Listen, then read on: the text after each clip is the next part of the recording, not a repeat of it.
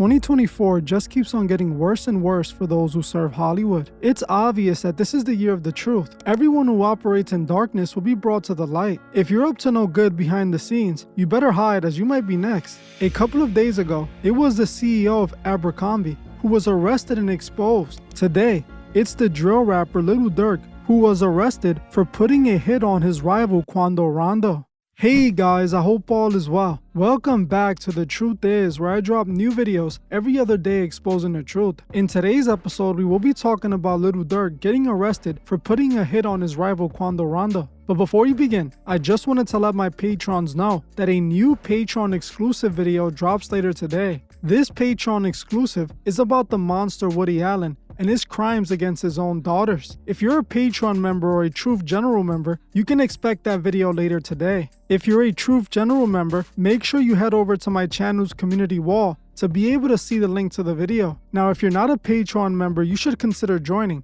For $3 a month, not only will you be further supporting this channel, but you would also instantly gain access to over 30 videos that are not allowed here on YouTube. If you want to become a member, you can find the link to my Patreon in the description or in the comment section. I want to thank you all. Now, let's get right into it.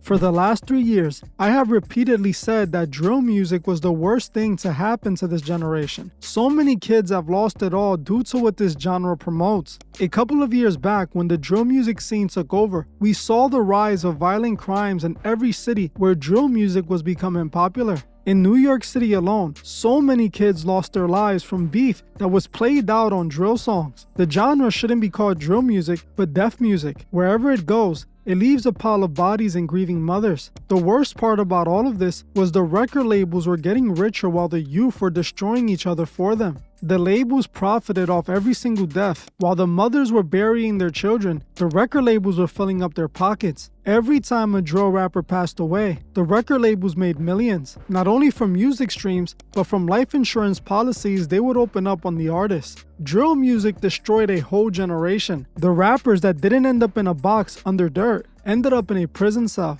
One of the few drill rappers who managed to escape this outcome for a long time was no other than Lil Durk, one of the original drill rappers from Chicago. Right now, Lil Durk is possibly the most successful drill rapper ever, being a part of the genre since its inception and becoming one of the first big drill rappers from the scene. Throughout the years, Lil Durk's career has only gotten bigger and bigger to the point where it appears he transcended from drill music to mainstream. Unlike many of his peers, Durk has managed to survive all these years, avoiding prison and death. But the same can be said for his close friends and family members, as over the years, the rapper has lost so many people close to him due to street violence. Not that long ago, Durk lost his brother, who was ambushed in Chicago. When he was coming up, he lost several friends who were a part of his crew. Durk used all this death as the theme to his music, often talking about the dead in his music, dissing those his crew were responsible for getting rid of. His entire music career was built off of this. His people would take someone out, and Durk would rap about it. The one death that changed everything though was the death of his own artist King Von, who was a massive success. Now, the passing of King Von seems to have become the fall of Lil Durk, as we're now seeing that just a few days ago, Lil Durk got arrested by the feds for allegedly putting a hit on his rival Quando Rondo. For those who don't know, Quando Rondo is a rapper signed to NBA YoungBoy. Back in 2020, Quando Rondo was involved in an altercation that led to King Von passing away. King Von had issues with Quando and found him at a club in Atlanta. While Quando was outside hanging out in front of the club, King Von blindsided him and began attacking him. This is when Quando's friend Lil Tim saw this, jumped out the car, and discharged his weapon towards King Von, taking him out. This sparked a beef between Durk and Quando Rondo, which also included NBA YoungBoy. A beef that Durk made several songs about, capitalizing off the death of King Von and his plans to retaliate. After Von passed away, angry fans harassed Durk for years, claiming that he didn't avenge his artist's death. The hashtag Slide for Von became a common phrase on the Durk social media post. Sadly, it seems that fans had finally gotten to Durk, as allegedly he tried doing just that. On October 25th, Lil Durk was arrested by the feds for putting a hit on Quando Rondo. The feds had indicted several other men connected to this hit, the day before but hadn't arrested Durk. That was until the feds realized that Durk had booked 3 separate flights that were heading out of the country. They came under the suspicion that Durk was trying to make a run for it, so they arrested Durk an hour before his private flight was set to leave to Italy. The feds took Durk into custody, where he's being held without bail. He was charged with conspiracy to use interstate facilities to commit murder for hire, resulting in death. The feds claim they know all of this because they have a witness who confirmed it all. Now, according to the feds, Durk put this hit out on Quan back in 2022, promising whoever managed to eliminate Quando Rondo, he would give them a record deal with his OTF label. The feds released in the indictment that the hitman were offered rewards including lucrative music opportunities if they contributed to Quando being taken out. A credit card linked with Lil Durk and OTF was used to purchase airplane tickets for the co-conspirators to fly from Chicago to California, where they believe Quando was located. So the feds are claiming that Durk put out this hit, which led to a group of 5 of his affiliates coming up with a plan to get rid of Quando. Eventually, they got the drop that Quando was in West Hollywood, California. The men quickly booked flights using Durk's credit cards, leaving Chicago and landing in California.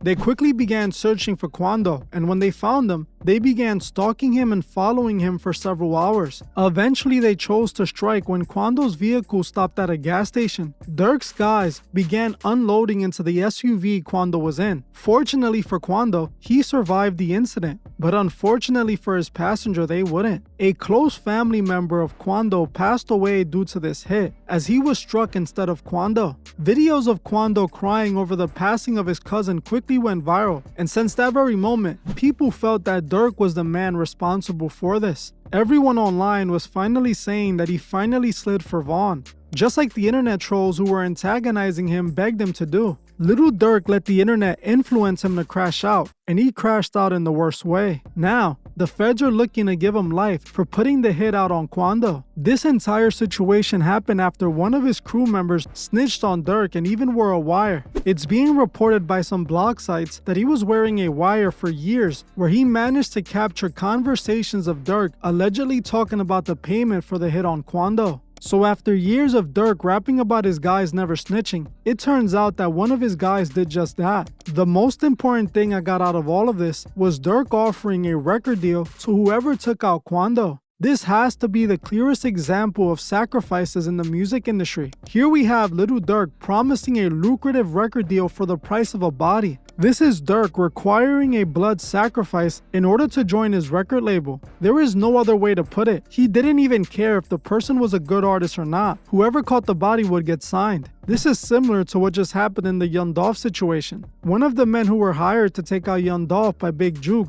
was promised a lucrative record deal with CMG for the body. If this doesn't prove how evil the music industry is, what does? Here we have rappers getting caught requiring a blood sacrifice for a deal. After all the years and all the bodies that have been piling up around Durk, he's finally facing the consequences of his ways. For the first time ever, it's not someone around him, he's taking the fall. All of this is happening because of Lil Durk. No one else is responsible. He decided to promote death and evil through his music to enrich himself. He didn't care about disrespecting the dead or inciting violence. All he cared about was how much money he was making. After so many of his friends and family members passed away, Durk never changed. He used everyone around him to make himself more money. I honestly don't think Durk cared about King Von the way people think. It's obvious, he only saw him as an opportunity to make more money. Believe it or not, Durk used Von's death to make himself richer. Durk and Von weren't close friends before the deal. They were simply acquaintances. If Durk actually cared about Von, he wouldn't have let him continue on the path he was on.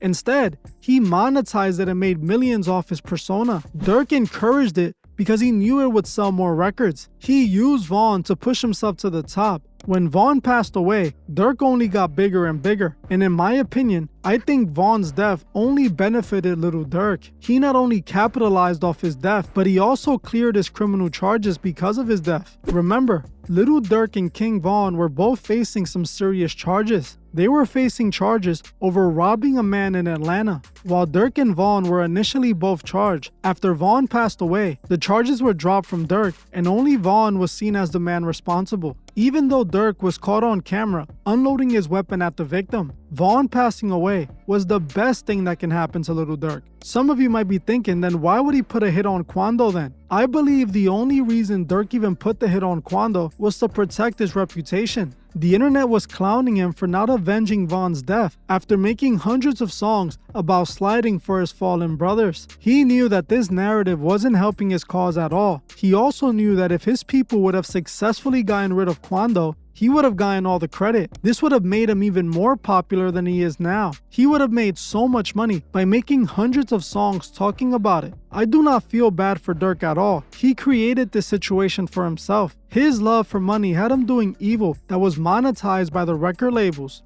Durk is a sellout just like all the rest. He sold out his city and his people for a record deal and was used to promote the very lifestyle that is destroying his own people. The labels know exactly what they're doing with rappers like Durk, promoting that lifestyle that people who run this country want for those living in urban communities. This lifestyle Durk promoted made him the worst possible role model for kids, but somehow they still try to paint him as one. Durk literally got the key to the city from his city, and he was labeled a positive influence. A man who made songs about spinning on the Alps and admitting to living a criminal lifestyle, and he's getting labeled a positive influence by those in power in Chicago. Open your eyes. These are the sellouts they put in front of us to promote death and destruction. You think the hip-hop lifestyle is organic? You're wrong. It's been manufactured to do exactly what it's doing, setting people up to have the same exact outcome every time. Now, Durk is finally experiencing what they do to all their puppets when they're done using them. They throw them in the garbage and replace them with another.